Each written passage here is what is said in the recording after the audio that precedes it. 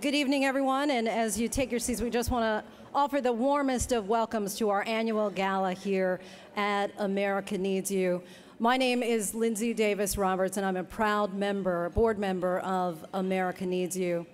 And I'll tell you the biggest motivating factor for me to join the board was when I heard the number 11, that only 11% of first-generation college students actually go on to graduate from college. 11%. And just to put that number in perspective, when President Barack Obama was in office, which now seems like an eternity ago, when he was in office, he said that if the United States is to have the highest proportion of graduates, college graduates in the world by the year 2020, then we have to put an emphasis and have a plan for disabled students. And by disabled, he was talking about students who are perhaps blind or deaf. And so, being the journalist that I am, I became really curious. So what's the graduation rate then of those who are disabled? And it turns out that there's a 16% graduation rate.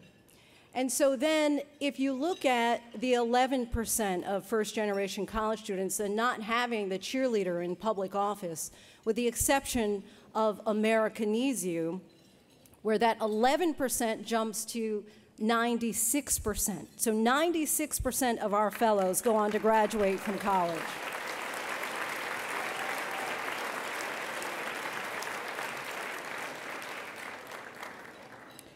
And that is in large part, because of your generosity, but I would also submit it's because of your belief. Because I believe that belief alone has the ability to put wings on dreams. Case in point, one of our honorees tonight, Soledad O'Brien. Soledad's mother was born in Cuba. Her father was born in Australia. And it's my understanding that it was said in her household that anyone, that they believed in their children and that they could go to any school they wanted if they just worked hard enough. And so they had 6 children, and all 6 went to Harvard.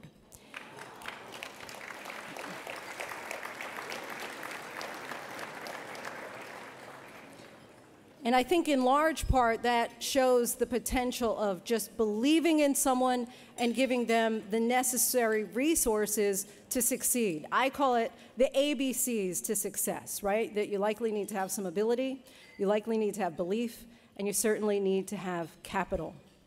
Last month, when I spoke to the mentees on Match Day, which is the day that they get paired with their mentor who they're going to spend the next 2 years with, I shared with them a bit of a sermon that I had heard about overflow. And the concept is simple, that when God pours out a blessing too big for anyone to receive, you have to know that when to be the cup and when to be the saucer.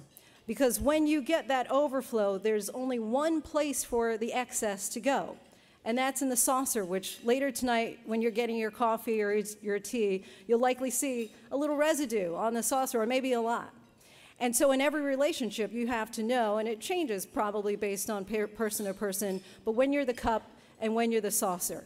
Because when someone gets poured out that huge blessing, the saucer, if it's in the right place at the right time with the right person, right, it can get a lot of the excess blessing. And so I would implore all of you tonight to become extraordinarily messy drinkers and pour out some blessings, not just to the saucer, maybe into the lap of the person next to you. And so with that, I would ask that you would take a look at the video here that kind of outlines our program from the perspective of our students.